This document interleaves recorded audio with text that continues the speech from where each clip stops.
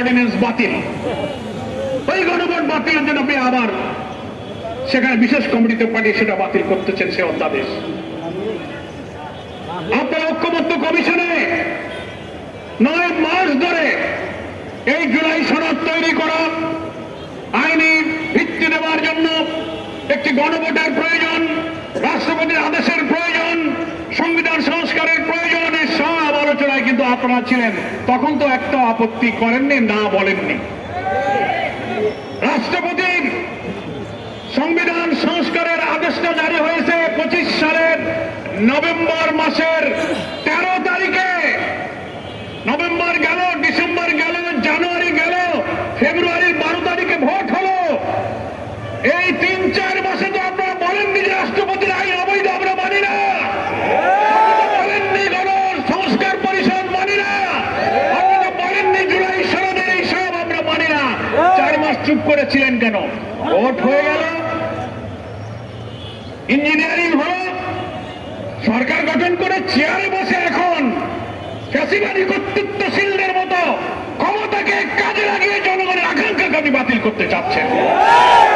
তাহলে আমরা কি বলতে পারি না, জনগণ বলতে পারে না যে প্রধানমন্ত্রী, যে আইনমন্ত্রী, যে স্বরাষ্ট্রমন্ত্রী হাতে ভোট দিয়ে সংস্কারের পক্ষে দিল, এখন আবার সেই গণভোট বাতিলের জন্য আপনি আইন জারি করতেছেন? তাহলে আপনি কি বিচারিতা করছেন না?